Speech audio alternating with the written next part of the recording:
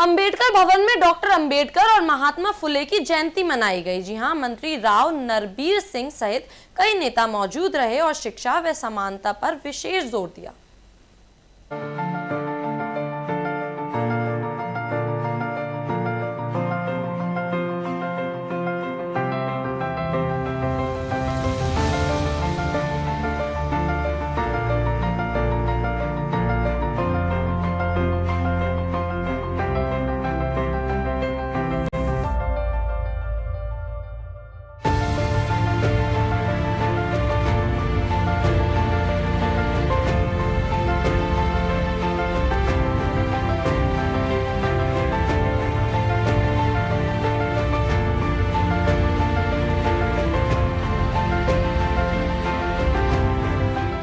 नमस्ते। अम्बेडकर जयंती पे आप आए हैं, किस तरह का? मैं बाबा साहब भीमराव अम्बेडकर जी के जन्मदिन पर नमन करता हूँ अपनी तरफ से, हरियाणा सरकार की तरफ से। और जिन परिस्थितियों में उन्होंने उस समय संविधान की रचना की, आज देश की तकरीबन 80 साल आजादी को हो गए।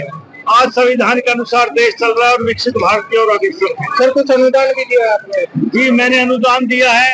कंवर सिंह जी ने मांग की 11 लाख रुपए की, मैंने कहा 11 लाख नहीं 16 लाख रुपए में दूंगा, भाई के कहने को। सर, गुरुग्राम और मानेसर में जो मजदूर वेतन के लिए वो कर रहे हैं सर, हाँ, उनकी मांग थी, हमने उसी दिन कैबिनेट में फैसला कर दिया।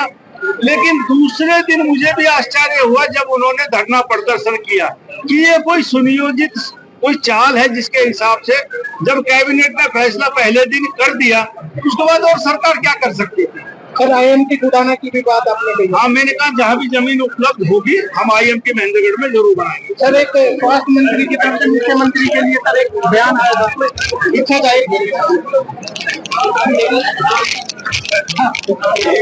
अम्बेडकर जयंती आप आए हैं और मंत्री राव नरवीर सिंह भी आए थे, किस तरह का यहाँ पे कार्यक्रम था? आज डॉक्टर भीमराव अम्बेडकर की जयंती एक महेंद्रगढ़ जिले में नहीं, हरियाणा प्रदेश में नहीं, पूरे देश में नहीं, विश्व के अंदर मनाई।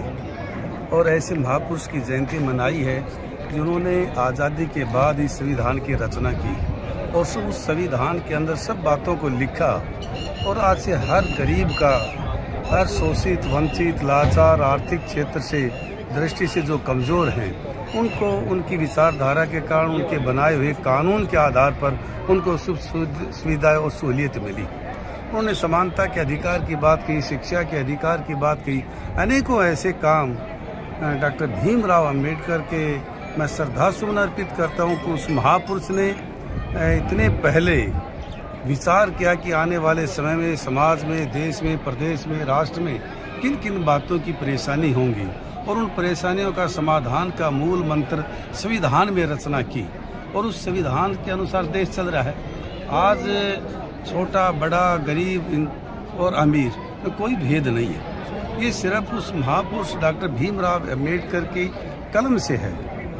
अन्यथा आज हालात क्या होती है आप देख रहे हैं कि जिस तरह के कितने राजा रजवाड़े थे, जिनके कितने पूंजीपति लोग थे, सबको कानून के दायरे में, सबको समानता का अधिकार, सबके लिए कानून बराबर है। इसमें कोई कानून के आगे कोई भेदभाव नहीं है, कोई छोटा बड़ा नहीं है, कोई पूंजीपति गरीब नहीं है, वो समानता का अधिकार है। ये डॉक्टर भीमराव अम्बेडकर की भावना है, उनके विचार थे जो उन्होंने संविधान में रचना की। आज राजनीतिक क्षेत्र में उन्होंने अधिकार दिया कि हर व्यक्ति को चुनाव लड़ने का अधिकार है, हर व्यक्ति को वोट देने का अधिकार है। हम जैसे सामान्य परिवार से भी राजनीति में आए हैं, उनका श्रेय पूज्य सरदेव डॉक्टर भीमराव अम्बेडकर को जाता है। यदि डॉक्टर साहब उस समय इस तरह की रचना नहीं करते तो शायद कमज़ोर वर्ग के लोग राजनीति में इस जगह पर नहीं पहुंचते। सर, मंत्री जी आए थे राव नरवीर सिंह, कुछ अनुदान भी यहाँ देकर गए। देखिए कि हमने निवेदन किया कि संस्था कोई एक व्यक्ति से नहीं चलती है, समाज के लोगों से चलती है, आर्थिक सरकार की आर्थिक मदद से चलती है। और मैंने कहा कि 11 लाख रुपए की मैंने निवेदन किया। उन्होंने कहा कि आप कब कब कहते हैं, 11 नहीं 16 लाख रुपए देंगे। सर, IMT को बहुत धन्यवाद करता हूँ। IMT के लिए साहब का है, पंचायत की जमीन हाई कोर्ट के आदेश से पंचायत की जमीन थर्ड पार्टी को हम नहीं दे सकते। और स्पष्ट है कि किसान अपनी जमीन का भाव तय करे, पार्टनरशिप में करे, किसी भी तरीके से करे और अपनी ज़मीन की कीमत तय करेंगे तो बैठ के नेगोशिएशन करेंगे, आपस में बैठ के विचार विमर्श करेंगे। और वास्तव में भी सरकार का ध्येय है, IMT बनाने का उद्देश्य है, इसमें कोई शक नहीं है। और मुझे उम्मीद है यदि किसान जमीन देगा तो हम IMT बनवा देंगे।